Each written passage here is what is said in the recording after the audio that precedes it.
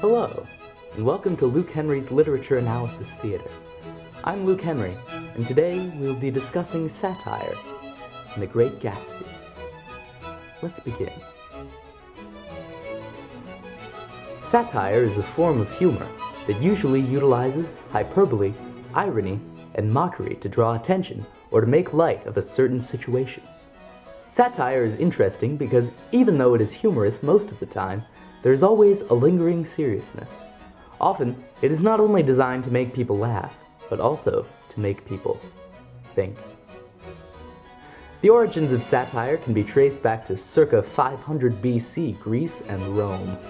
Satyrs were mythical creatures that were half human and half goat, and they were often used as characters in Greek plays to counter or parody the tragedy that occurred in the play. Eventually, satyr became its own distinct genre, which slotted between tragedy and comedy. The word satire, however, probably came from Roman cultures and the noun satura, meaning mixture. Satirists were poets who would create works for the purpose of either simply making fun of the subject or to humiliate and defame the subject. Today, satire is still highly prevalent in outlets such as Saturday Night Live, where humorous skits are performed that poke fun at current political or pop culture events. Satire can also be found in political cartoons, advertising, and satirical news sites such as The Onion. In The Great Gatsby, however, satire is slightly more understated than in many of the mediums mentioned a second ago. At first glance, many seem like ordinary descriptions of everyday things. However, upon closer examination, it becomes clear that Fitzgerald is trying to parody various aspects of American life. For example, Fitzgerald makes a big focus on the upper class in the novel and characterizes them as the careless class. The novel focuses on accentuating the lavish lifestyles of people in the upper class and how little regard they have for things that they see as below them. Gatsby has a massive house that he alone lives in. Tom has a stable of polo ponies that he took with him when he moved. Gatsby has a hand-laid swimming pool that he never uses. Tom has an affair without batting an eye. Gatsby and Daisy even commit a hit and run and keep driving. These details parody the actions of upper-class Roaring Twenties America and provide the reader with a unique perspective on them as a whole. And even though we can have a laugh about their ridiculous, lavish lifestyle, it all seems more real once they have to live with the consequences. When we think of innocence, we usually think of someone who is pure, has not sinned, and has not been tainted by society. When we think of innocence, we think of the color white, because it is a symbol of purity and new life. From the outside, Daisy's life seems perfect, but there is more going on behind the scenes. For example, getting drunk and lusting after Gatsby right before her wedding shows that she also has desires and wants Gatsby more than Tom. She also cheats on him when she is reintroduced to Gatsby. Daisy was the one who killed Myrtle, and while Gatsby waited for her to return, she never did because she was more worried about her reputation than she was about a guy she loved.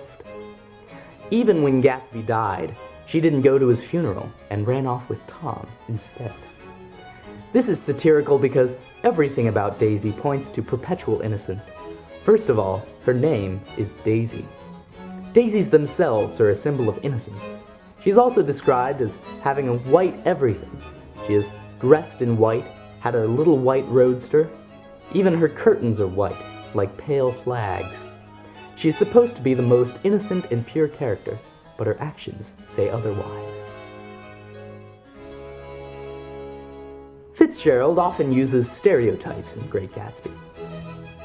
He talks about the lower-class women in a negative connotation and higher-class women in a positive connotation. He used the words women and mistress to talk about lower-class women, but when talking about higher-class women, he would just use the word girls. Daisy and Myrtle fit into stereotypes other than just class, however. Daisy is the typical rich girl who married rich and was dependent on others. Myrtle was the typical gold digger. She was lower class, she would rely on her looks to get men, and she would go along with Tom's ideas and easily accept his gifts. However, it wasn't just the women that fit into stereotypes. The men in the book were dominant in society, had wealth, and they had power. Tom was the ideal man of the industrial age. He was strong, brutal, and intimidating. He only cared about wealth and status, and didn't care for a woman's opinion. He would often shut women down by not acknowledging their opinions. Instead, he would treat them as objects.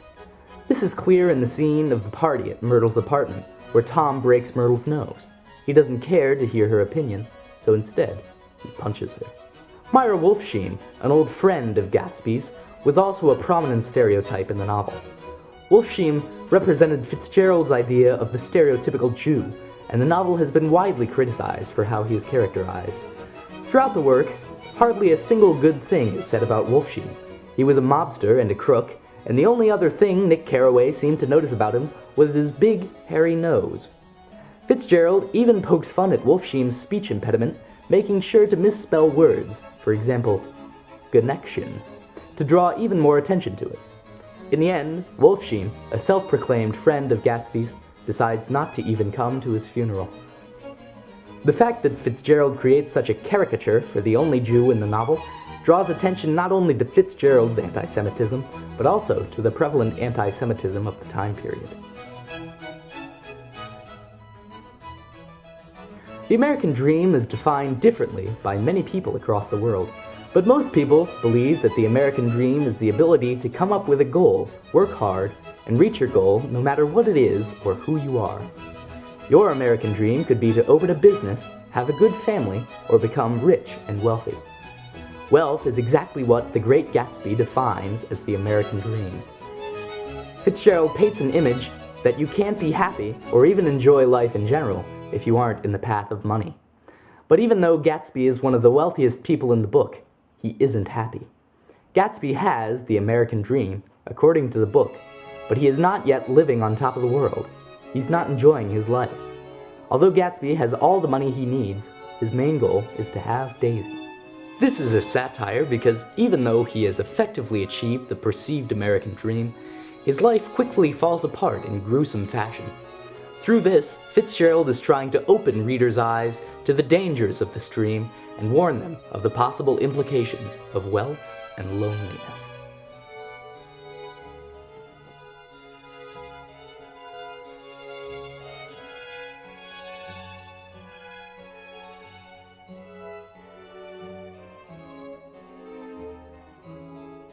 Thank you for joining me on this episode of Luke Henry's Literature Analysis Theater.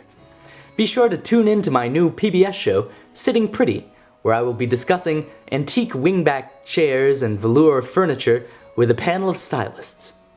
Until then, I'm Luke Henry, and this has been Luke Henry's Literature Analysis Theater.